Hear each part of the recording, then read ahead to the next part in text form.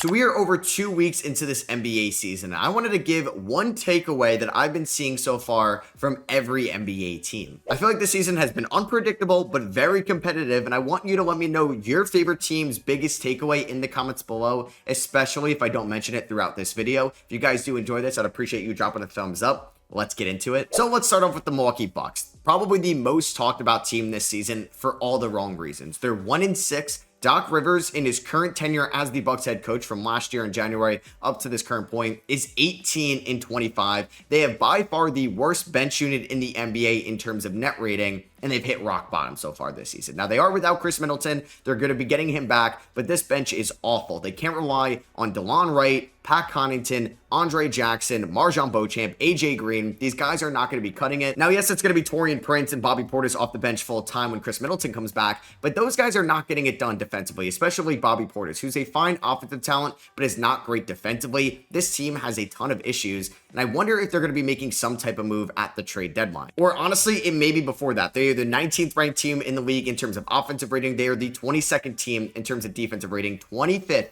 out of 30 NBA teams in overall net rating. They did lose some close games to Cleveland, but yeah, this has not been the start you want for the Milwaukee Bucks whatsoever. For the Indiana Pacers, I think they've been dealt with some injuries so far, most notably to their big man with James Wiseman being out for the year, same with Isaiah Jackson. But Tyrese Halliburton needs to step up. Through 7 games this year, Halliburton is averaging 15.5 points, 4.5 rebounds, and 8 assists, but he kind of forgot how to shoot. 38% from the field, 24% from 3 on 8 attempts a night, and he's shooting just 70% from the free throw line, which is also kind of odd because he's been a very good free throw shooter every single year of his career. He's shooting 18% on catch and shoot threes, 26% on pull-up threes, and he's shooting just 5.6% on open threes between 4 to 6 feet. That just doesn't make any sense whatsoever. You could say the Indiana Pacers have been somewhat disappointing this year. They are 3-4. You could look at Andrew Nembhard, who's also been a little bit disappointing, but I think this all comes down on their best player, and that is Tyrese Halliburton. He needs to play better on both ends of the floor, especially as an offensive creator, and needs to realize he's the best player on this team. There's a reason why he was on the Olympic squad last summer. He needs to show that. He needs to be more aggressive, and the shot needs to continue to fall.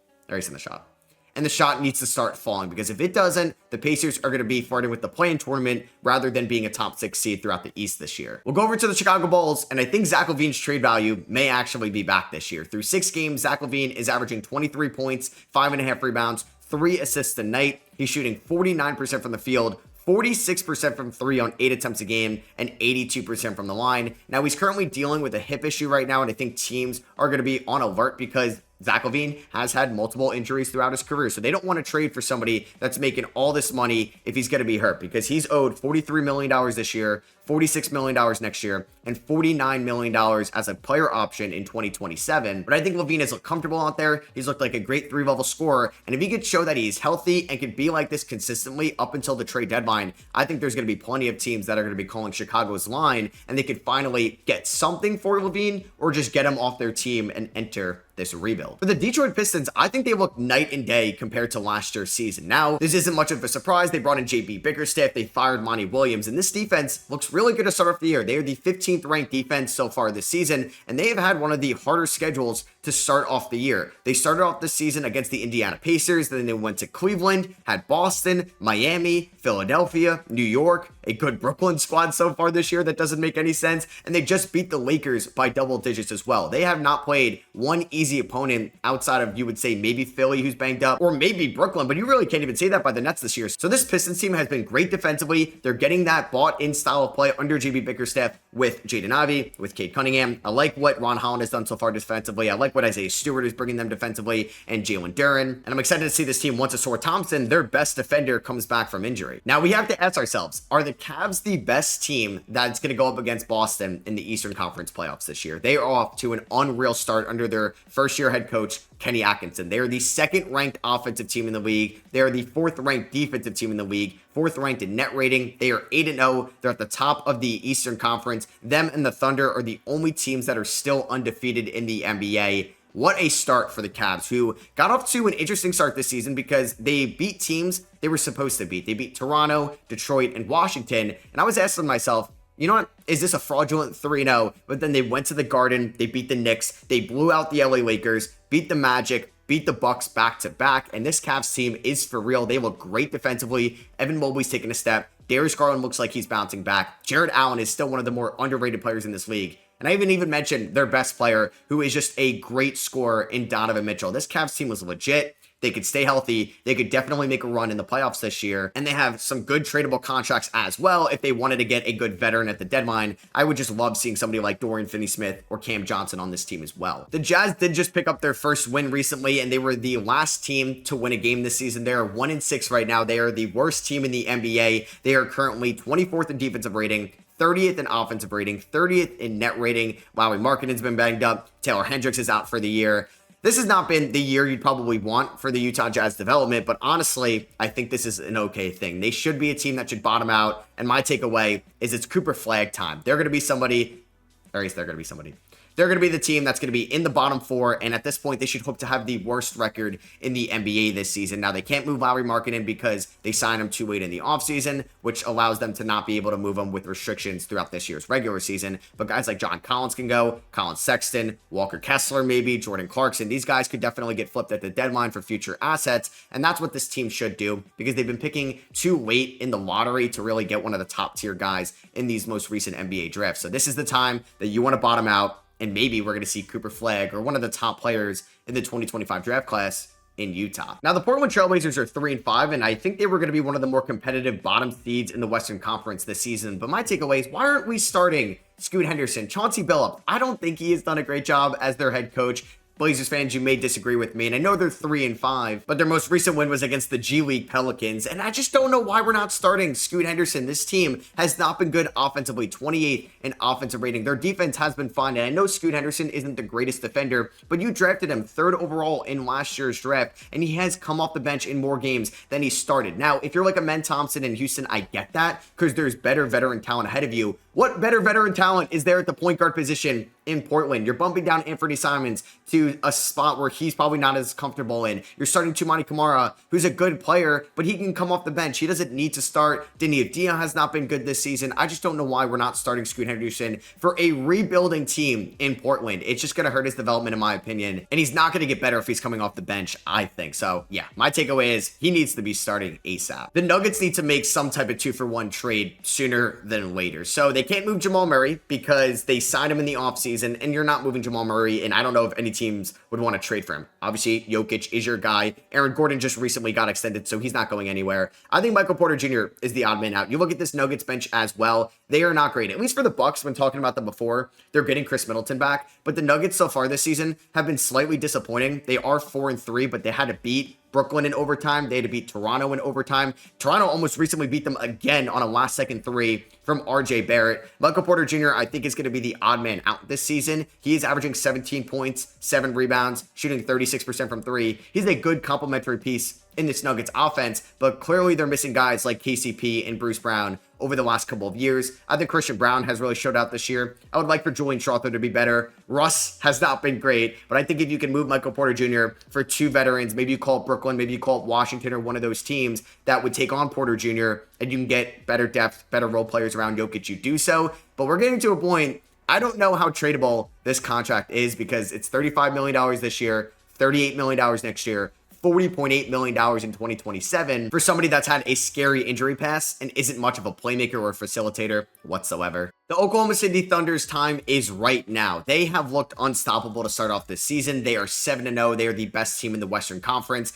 I thought they were going to be the best regular season team in the NBA, and that is showing. They are the top defensive team. Their offense has looked a little bit stagnant, which is kind of interesting for this team, but it's going to get better over the course of the year. I think Chet's going to be more consistent, even though it looks like he's breaking out on both ends of the floor. Shea is going to be in MVP conversations all year long, especially when that 3-ball starts falling. Jalen Williams is such an efficient player. You're getting great defense out of Lou Dort and Alex Caruso as expected. They don't even have Isaiah Hartenstein healthy, and this team is still undefeated. They're only going to get better when he comes back. They have the assets to make a move if they need it, if an injury happens, to add to their depth. This Thunder team is going to go to the NBA Finals, I think, from watching them this season. For Minnesota, I also think it's going to take a little bit of time for this team to gel together and figure out what lineups work best. Dante DiVincenzo has not been off to a great start this year. His shots aren't falling coming off the bench. Anthony Edwards' shots are definitely falling, though. He's been one of, if not the best 3-point shooter in the NBA this year. Randall was a little inconsistent to start off the year, but he's getting much better, and I think he's ahead of schedule as well because he had a major shoulder injury last year, didn't really get much run time in the preseason, got traded obviously, and he's been looking really good out of the gate. You got to figure out what big man lineups work with him, Gobert, Naz Reid. How is Jaden McDaniels going to fit into all this? How is Mike Conley going to fit into all this when his shots aren't falling? So I think this Timberwolves team, they're 4-3. I think they're off to a fine start this year. They're an above average offense and defense.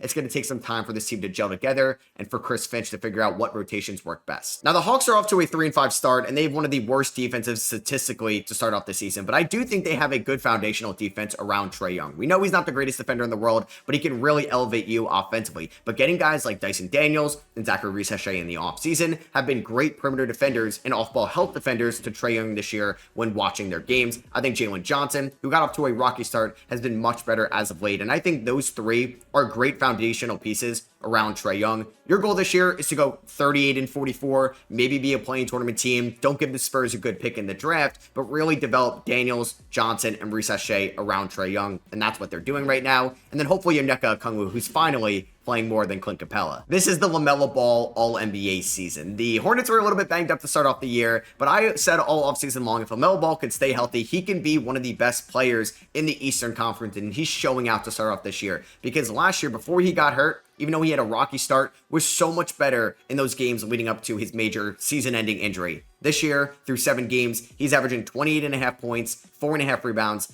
5.5 assists. He's shooting 47% from the field, 39% from 3 on 12 attempts a night. The volume is insane. 86% from the line. His shots have also looked so difficult as well. He's hitting step back threes, contested threes, off balance threes, and they are falling. I also think he's giving them plus defense as well. And the Hornets, with all their injuries, have been entertaining to watch this season. Now Brandon Miller's back healthy. Trey Mann has looked great off the bench. They got to get more healthy in the front court. Mark Williams is yet to play this year. Nick Richards is already banged up. I don't want to watch Taj Gibson in the year 2024. Life is going to be hard for the Orlando Magic with no Paolo Banchero, who did suffer a major injury to his abdomen this year. He's going to be missing 4 to 6 weeks, and he looks so good to start off the year. He was averaging 29 points, 9 rebounds, 5.5 assists, was shooting the ball great, playing good defense, playmaking so well for this Magic team through his first 5 games. But without Paolo, they have not looked great so far. 4 of their last 5 games they have lost. They lost to Chicago by 3, Cleveland by 11. They got blown out by Dallas by 23 points, and then lost to OKC by 16. Now, those are all solid teams and competitive teams without Paolo, so maybe they're still going to be able to beat up on these lower tier teams. But yeah, it's not going to be as pretty without Paolo Banchero unless we see Franz Wagner elevate his game, Jalen Suggs, KCP needs to play better, or maybe we're going to see a breakout campaign from Anthony Black. I don't know if it's just me, but I don't think Jimmy Butler looks locked in right now. And I know we've seen this story before with Jimmy, and he's going to turn it up a notch come playoff time and later in the season.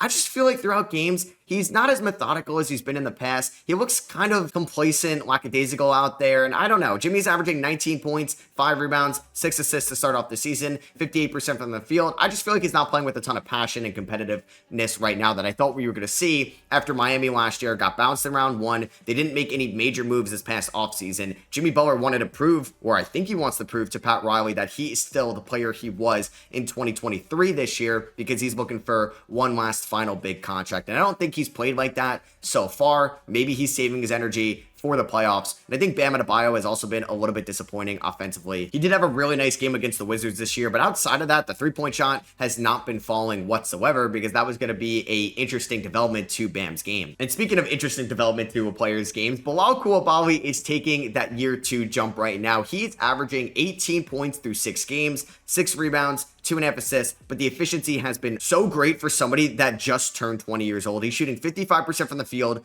44% from 3 on 4 attempts tonight. He's shooting 81% from the line as well. And there's been games where Bilal has shown out and has showcased elite 2-way potential down the line. Remember, he's just 20 years old. He locked up Trae Young in those Atlanta games, and he looked great in those games offensively also. And if Bilal can really show this development and maybe turn into, I don't know, a number 1 option for this Wizards team throughout the back end of their rebuild, that is going to really give me a better optimistic look on their future plans because they have good complementary pieces around Bilal right now. It could get better down the line. I think Klay Thompson has looked great so far for the Dallas Mavericks, and that was something that people were skeptical about starting this season because Klay was so bad against the Sacramento Kings in that play-in tournament game, and the Warriors didn't want to commit long-term money to him, and we were like, is this it for Klay Thompson? Is this going to be the Shaq on the Boston Celtics meme this year, KG on the Brooklyn Nets. But no, Klay through 7 games has been a very good complementary shooter to Luka Doncic, who's struggled in his own ways offensively, and Kyrie Irving, and that's exactly what Dallas needs, because Jaden Hardy's shots aren't falling, Quentin Grimes' shots aren't falling, and Klay is averaging 15 points. He's shooting 44% from the field,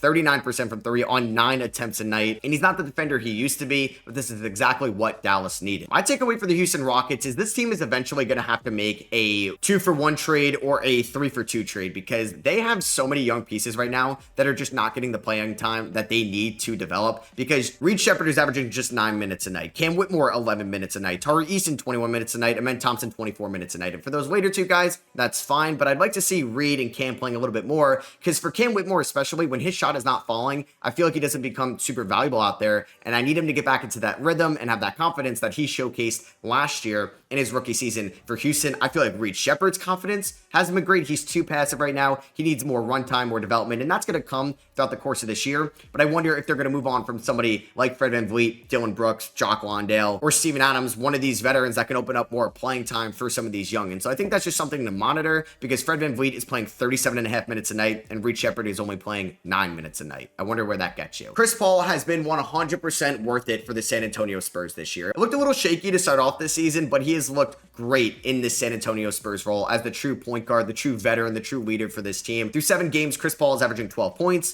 4 rebounds, 9 assists a night. He's shooting 51% from the field, 43% from 3 for Chris Paul, which is great because that's so much better than what he was in his later Phoenix days or what he was in Golden State last year. And he's taking those 5 times a night. So 43% on 5 times a night has looked really promising for Chris Paul this year. And what he's been doing, not individually, but making people around him better, is exactly why San Antonio needed to bring him in. Jeremy Sohan, before he got hurt, looked so much better playing off ball to Chris Paul rather than trying to be a lead ball handler than he was last year. Keldon Johnson is reaping these benefits. I think Malachi Branham has looked better. Devin Vassell is also going to reap these benefits when he comes back from his injury. And if Chris Paul does get traded at the deadline, I think he's playing well enough where you're going to recoup some value for this 1-year deal for this 39-year-old. I mean, Memphis is already banged up this year. Funny enough, though, they are not the most banged up team in the Southwest Division. We'll get to them right after this. But Ja Morant has looked more pass first, I would say, this year, which I kind of like in his game. Now, he made some exciting plays against the Brooklyn Nets with those 360 layups. He's averaging 20 points, but 10 assists to start off this year. And I'd rather Ja Morant turn into somebody that averages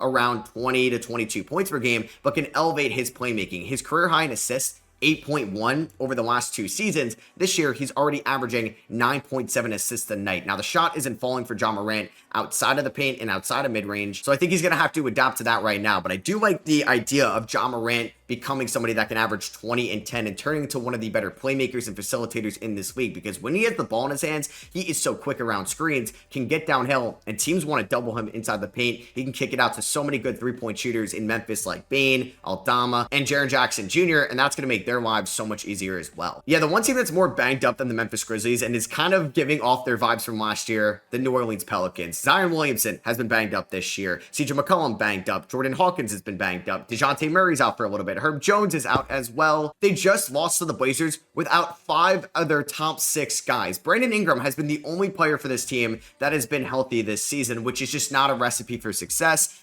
It's tough for the Pelicans right now, and I think Jordan Hawkins looks so good, so I hope he can be consistently healthy this year. But losing Herb Jones, your best defender, hurts. Losing DeJounte Murray on night 1, your big offseason acquisition, hurts a ton as well. This team already lacks depth as a whole, especially in that front court, so I'm a little scared on how this team is going to be without all these guys healthy. For the Knicks, Karl-Anthony Towns needs to be taking more threes. He has been too passive outside of the perimeter and wants to post up, I think, more than the Knicks need him to be. The reason why they traded for Karl-Anthony Towns is because of the optimization he could be with 5 out on this floor. And maybe it's because Josh Hart isn't the best shooter in this world, but Cat just averaging 3.2 threes per game is his lowest since his rookie year in 2016. That is not what the Knicks need whatsoever. Now, he had a really nice shooting game against the Miami Heat and a really good shooting game against the Detroit Pistons after that, but I don't know why he only took 2 threes against the Houston Rockets. Now, Ime Udoka had great defensive schemes in that game, but I feel like Cat has been posting up way too much, and the way the Knicks can get the most out of him is when he's on the perimeter and can show that he could be a 40-plus 3-point shooter for somebody that's 7 feet tall, and that next to Jalen Brunson, Mikal Bridges, and OG Anunoby is going to do wonders. But yeah, we need to see Cat start taking more threes. Nets. Hands up, I was wrong about the Brooklyn Nets going into this year. I thought they were going to be by far the worst team, and that could still happen 100%, but they have been no cakewalk opponent whatsoever to start off this year. They are 4-4. They've beaten some respectable teams like the Memphis Grizzlies twice, the Milwaukee Bucks, who had Giannis Antetokounmpo healthy, and Dennis Schroeder has been a great veteran for this team. Same with Cam Johnson. Cam Thomas, while he hasn't been the most efficient player, he's averaging 25 points a night. Dorian Finney-Smith has looked solid as a 3-and-D player for this team as well. Jalen Wilson, the year 2 man out of Kansas, is showing to be a nice diamond in the rough. And this Nets team is going to be no cakewalk opponent until they are eventual sellers at the trade deadline.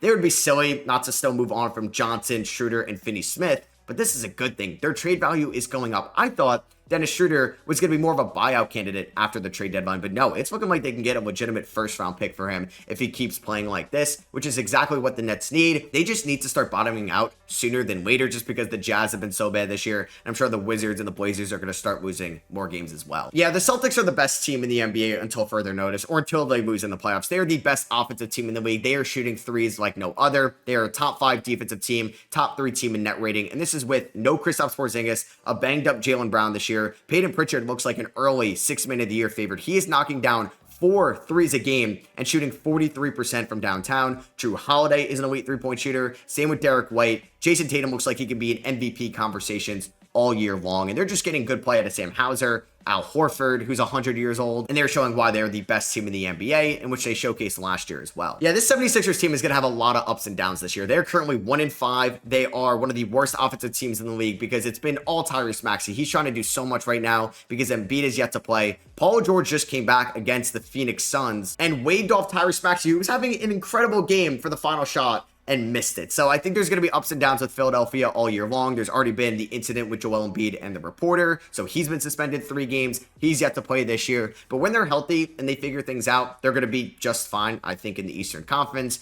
But right now, until that happens, it's definitely going to be a circus to watch every night. Now, I was not high on this Raptors team whatsoever this year. I bet on their under in wins this season. I did not think they were going to be a good team. I predicted them to be 13th in the Eastern Conference, and they are 2-6 right now, 13th in the East. They're the worst defensive team in the league, but I'm actually more optimistic right now about the Raptors than I've ever been about their long-term future because Grady Dick has been unreal in year number 2, hitting tough shots, moving off the dribble so well. Pull-up jumpers have looked great, not just from 3, like he was a spot-up shooter in the corner last year. He's actually being more creative with the ball in his hands. RJ Barrett is showing that he could break out to being a top scoring option for this team in the future. And this is all without Scotty Barnes, who's already hurt. And we know he could still be a top player for this team. We're not worried about him whatsoever. But seeing this breakout from RJ Barrett, from Grady Dick, Emmanuel Quickly's already been hurt, so we haven't even seen him yet. Ochai Agbaji is giving them some really good minutes as well, and I think this Raptors team is going to look real nice going forward if they can add a top 5 pick in the 2025 draft with this young core that looks so much different to start off this year than I imagined it to be. It's nice to see Anthony Davis being the number 1 option for the Lakers. That's what JJ Redick has changed with this Lakers team this year. Now, the Lakers got off to a great start. They've been a little bit worse as of late. They just lost to the Detroit Pistons, and that game really wasn't close whatsoever. They are 4-3 on the year, but Anthony Davis is playing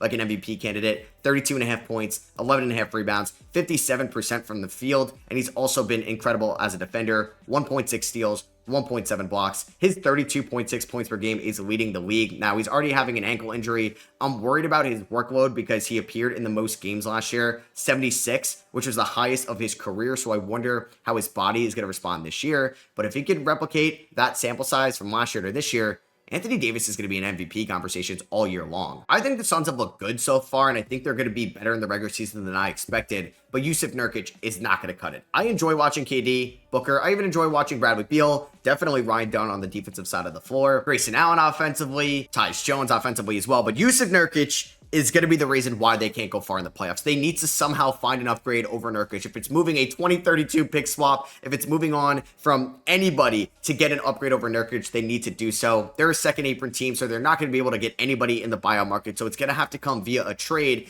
He's just not good defensively. He's too inefficient offensively. He's not a good 3-point shooter whatsoever. And I feel like he just makes 1 or 2 just idiotic plays every night and is going to be the reason why this team can't go far in the playoffs. So keep an eye on the center spot for the Suns all year long because that's a spot they definitely need to upgrade. DeMar DeRozan has not lost a step whatsoever. He is 35 years old now. People were skeptical about the sign and trade for the Kings past offseason, but it looks like he hasn't lost a step whatsoever. Through 7 games, he's averaging 25.5 points, 4 rebounds, 4 assists tonight. He's shooting 53% from the field. And what I like about DeRozan, he's taking more threes. He did only hit 2 of them against Toronto, but he took 7 threes in that game. That's something we haven't really seen from DeRozan this early in the season. Now, he did average 2.8 threes last year from the Bulls, and I think if he could just knock those down at the 33% clip he did last year, he's going to be a very valuable player. He's great in the mid-range, great in the post, and I think is exactly what the Kings needed. But they still need to get better on the defensive end of the floor, so hopefully Keon Ellis can start knocking down shots more consistently. Same with Keegan Murray, because those guys are going to be the backbone of their defense this year. Hey, I said in the offseason that the Golden State Warriors team is the deepest I've seen it since their 2022 championship team, and they could be a playoff team 100%. They are off to a great start this year. They are 6-1,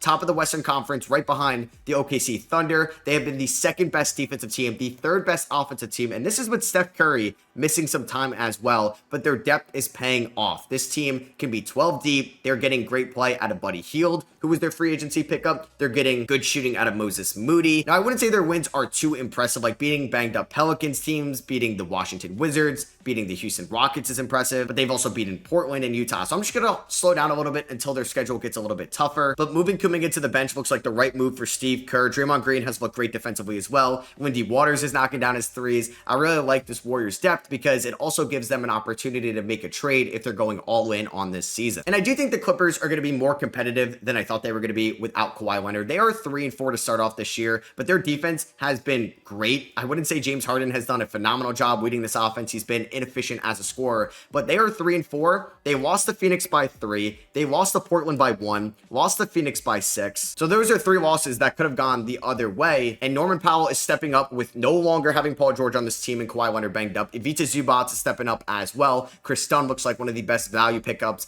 of last year's free agency class. So I want to give props to the Clippers so far, just staying competitive without Kawhi. So that is going to be it for me. I hope you guys did enjoy this video. That is one takeaway for every NBA team so far. Let me know your takeaway for your favorite team down below in the comments. Hit that subscribe button if you are not already, and I'll catch you guys in the next one. Peace.